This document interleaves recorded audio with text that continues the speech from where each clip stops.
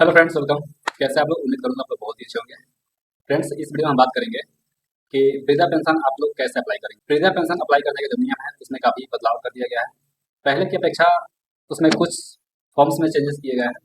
कुछ अप्लाई वाले जो फॉर्म है उसमें चेंजेस किए गए हैं, और जो ऑफलाइन आपको फॉर्म भरने हैं जैसे इस टाइप का, आपको इसमें कुछ चेंजेस किए गए हैं। ये जो फॉर्म है ये पुराना वाला फॉर्म है, लेकिन इसमें क्या है कि जब भी आप इसको अपलोड करने जाएंगे तो वहाँ पे जो ऑप्शन, एक ऑप्शन देता था आधार कंसर्ट का, वो ऑप्शन वहाँ से हटा दिया गया है।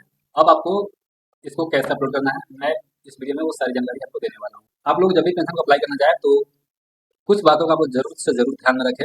मैं आपको क्लियर कर देता हूँ कि जिनका भी आधार कार्ड है उसमें जो उम्र है वो पूरा 60 साल कंप्लीट होना चाहिए वृद्धा पेंशन के लिए।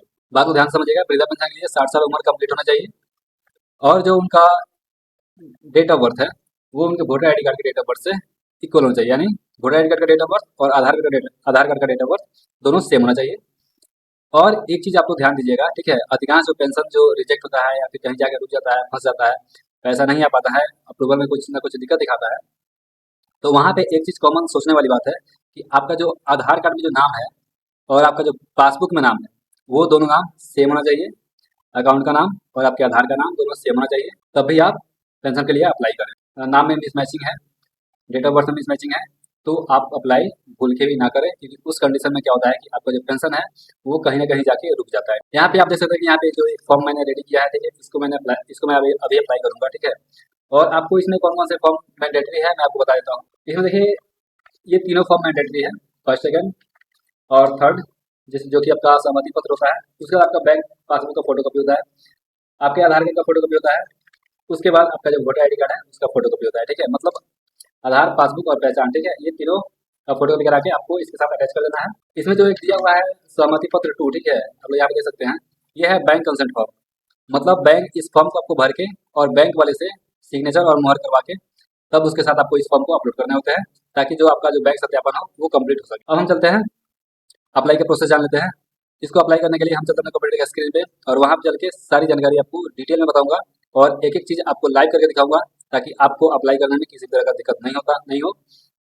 बेसिक जानकारी जो मैंने आपको बताया है वो नाम मिसमैचिंग, डीओपी मिसमैचिंग और पासबुक और आधार का नाम इक्वल हो जाइए। इस चीज़ का आप लोग खासकर ध्यान रखेंगे। अगर इसमें कोई दिक्कत हुआ तो आपके पेंशन में दिक्कतें आ सकती है, आपका पेंशन रुक भी सकता है और आपका एप्लीकेशन रिजेक्ट भी हो सकता है, ठीक है। तो इस बात को ध्यान रखें। चलिए चलते हैं कंप्यूटर के स्क्रीन पर, वहाँ चल के सारी चीज़ें स्टेप बाय स्टेप देखते हैं। तो फ्रेंड्स, मैं यहाँ पे आ गया हूँ अपने कंप्यूटर के स्क्रीन पे। यहाँ पे आने के बाद आपको अपना ब्राउजर यहाँ से ओपन कर लेना है। जैसे आप ब्राउजर ओपन करते हैं तो यहाँ पे आपको सर्च क्या करना है, ssp.mis.bihar.gov.in, ठीक है। जैसे आप इसको सर्च करते हैं तो ये जो है वृद्धा पेंशन का ऑफिशियल वेबसाइट आपके सामने खुल के आ जाएगा। यहाँ पे ऊपर बहुत सारा ऑप्शन दिया गया है, आप यहाँ पे चाहे तो थोड़ा सा नीचे करके आप यहाँ पे कुछ डिटेल्स है जिसको आप देख सकते हैं, ठीक है। यहाँ पे सारा हेल्पलाइन नंबर आपको दिया गया है, कौन से पेंशन के आपको कौन से नंबर पे आपको डायल करके कुछ जानकारी लेना है।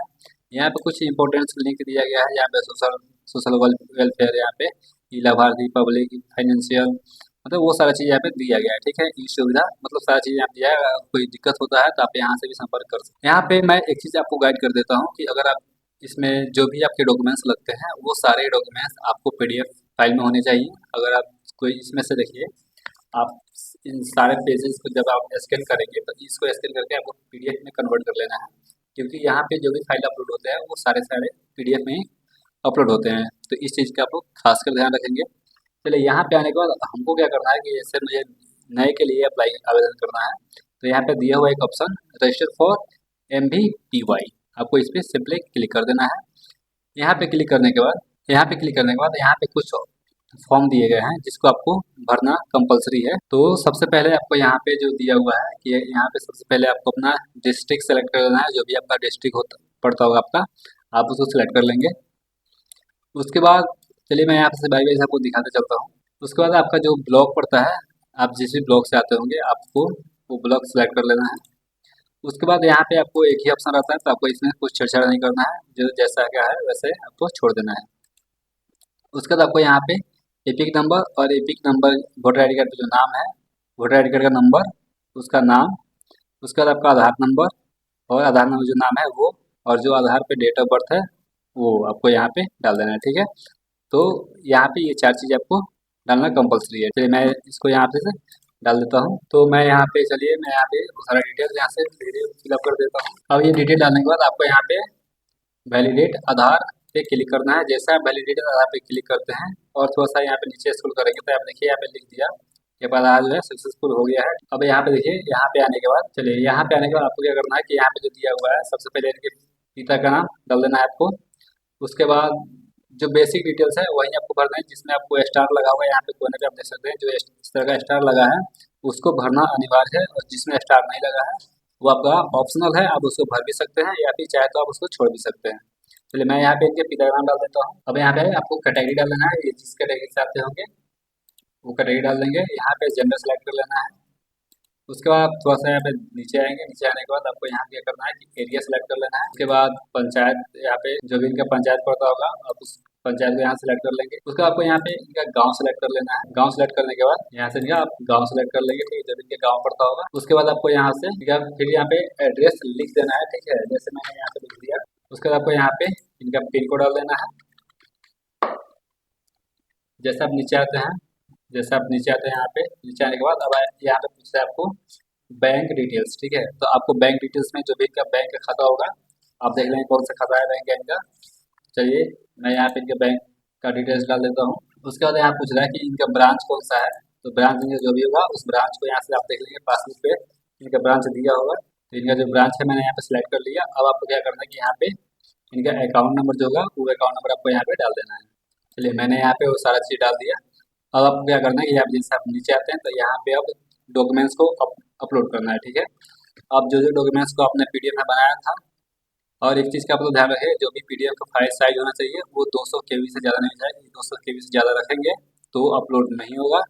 इसलिए अगर आपका फाइल 200 केबी से ज़्यादा होता है तो मैं इस वीडियो के अंत में मैं आपको बता दूंगा कौन सा आपकी वेबसाइट का यूज़ करना है, और सिर्फ उसमें सिर्फ आप पीडीएफ को इंसर्ट करिएगा और वो ऑटोमेटिक आपको बहुत ही कम एमबी का, वो बहुत ही कम केबी का वो साइज बना के आपको दे देगा, ठीक है। चलिए अब यहाँ पे हम सबसे पहले यहाँ पे आधार डॉक्यूमेंट्स को यहाँ से अपलोड कर देते हैं।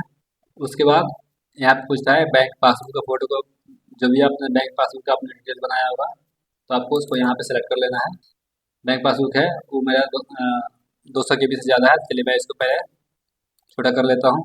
यहाँ से मैं न्यू टैब पे आ गया। न्यू टैब पे आने के बाद यहाँ पे जैसे मैं लिखूँगा PDF कंप्रेसर, ठीक है, तो यहाँ पे देखिए ये वाला वेबसाइट आ गया bigpdf.11zone.com, ठीक है। आपको इस पर क्लिक करना है और यहाँ पे आने के बाद सिर्फ सेलेक्ट कर लेना है आपको। यहाँ पे आपको पासबुक अपलोड करना है, ठीक है। चलिए मैं यहाँ पे क्लिक किया। क्लिक करने के बाद यहाँ पे मैं पहले पासबुक को PDF में कन्वर्ट कर लेता हूँ। आपको PDF में कन्वर्ट करने के लिए इस वाले वेबसाइट पे आ जाएंगे। यहाँ पे आने के बाद इसको सेलेक्ट करेंगे। सेलेक्ट करने के बाद जब इनका पासबुक है यहाँ पे डबल क्लिक करेंगे और यहाँ पे कन्वर्ट पे जैसे क्लिक करते हैं तो ये PDF में देखिए डाउनलोड होना शुरू हो गया। यहाँ पे एक बार क्लिक करेंगे और ये डाउनलोड हो जाएगा, ठीक है। चलिए डाउनलोड हो गया। अब हम इसको यहाँ से क्लिक करके और इसको मैं यहाँ से अपलोड कर देता हूँ। पासबुक मैंने अपलोड कर दिया। यहाँ पूछ रहा है वोटर ID कार्ड, चलिए मैंने यहाँ वोटर ID कार्ड यहाँ सेलेक्ट कर लिया। वोटर ID कार्ड अपलोड हो गया। अब यहाँ पूछ रहा है फोटो, जो मैंने फोटो आपको सिर्फ जेपीजी फाइल में बनाना, आपको फोटो को जेपीजी फॉर्मेट में बनाना है तो आपको यहाँ पे सेलेक्ट कर लेना है और यहाँ पे टिक करके आपको यहाँ पे सबमिट डिटेल्स पे क्लिक करना है। तो देखिए जैसे मैंने ऊपर एक चीज़ छोड़ दिया है मोबाइल नंबर, तो यहाँ पे ये ऑटोमेटिक आ गया, ठीक है। चलिए मैं ऊपर चलता हूँ। ऊपर चलने के बाद देखता हूँ मोबाइल नंबर यहाँ पे देखिए छूट गया है, ठीक है। और मैं उस मोबाइल नंबर को यहाँ से देख के भर देता हूँ, क्योंकि ये फॉर्म आप इसलिए भरवा दीजिएगा क्योंकि इस फॉर्म पे सारा डिटेल्स कस्टमर का दिया रहता है तो वो आपको ज़्यादा फायदेमंद करेगा, ठीक है।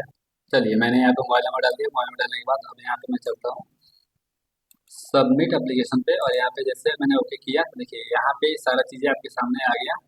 तो अगर इसमें से कोई चीज़ डिटेल्स आपको लग रहा है कि नहीं कुछ गलत हो गया है आपसे, तो मैंने यहाँ पे देख आप यहाँ पे जैसे इस वाले साइड पे आएंगे। जैसे आप इस वाले साइड पे आते हैं देखिए आपको यहाँ पे वो सारा डिटेल्स आपको सामने देखने को मिल जाता है। उसके बाद जैसे आप यहाँ पे आते हैं तो यहाँ पे आपको वो सारा चीज़ें देखने को मिल जाता है। तो इसमें जो जो चीज़ आपको दिक्कत लगे उस चीज़ को आप मिला लेंगे, वेरीफाई कर लेंगे। वेरीफाई करने के बाद आपको यहाँ पे फाइनल सबमिट में जैसे आप क्लिक करते हैं तो आपसे एक्शन बार मांगा जाता है, तो आपको यहाँ पे सिंपली ओके करेंगे और ओके करने के बाद आपके सामने इस तरह का ऑप्शन देखने को मिल जाएगा। तो यहाँ पे इस तरह का एक ऑप्शन देखने को मिल जाएगा कि आपका जो फॉर्म है वो सक्सेसफुल सबमिट हो चुका है, ठीक है। अब आपको यहाँ पे डायरेक्ट प्रिंट रिसिप्ट पे क्लिक करेंगे तो आपके सामने एक प्रिंट रिसिप्ट यहाँ पे डाउनलोड हो जाएगा, ठीक है। तो अब आप इसको प्रिंट कर सकते हैं। मैंने आपको इस वीडियो में वृद्धा पेंशन अप्लाई करने का सारा डिटेल्स, सारा प्रोसेस मैंने आपको स्टेप बाय स्टेप दिखा दिया। उम्मीद करूंगा आपको मेरा वीडियो पसंद आया होगा। वीडियो से रिलेटेड कोई भी सवाल आपके मन में हो, कोई क्वेश्चन हो, तो आप मुझे कमेंट कर सकते हैं और आपका जो कमेंट का जो रिप्लाई होगा मैं आपको देने का प्रयास करूंगा। और वीडियो को ज़्यादा से ज़्यादा लाइक करिए, शेयर करिए और इस छोटे क्रिएटर को थोड़ा सा सपोर्ट जरूर करिएगा। मिलते हैं फिर नेक्स्ट वीडियो में, तब तक बाय बाय, टेक केयर। इस वीडियो से अलावा अगर किसी और टॉपिक के बारे में आपको जानना हो तो आप मुझे कमेंट कर सकते हैं और आपका उस टॉपिक का वीडियो आपको मिल जाएगा। ठीक है, मिलते हैं फिर अगले वीडियो में, तब तक के लिए बाय बाय, टेक केयर।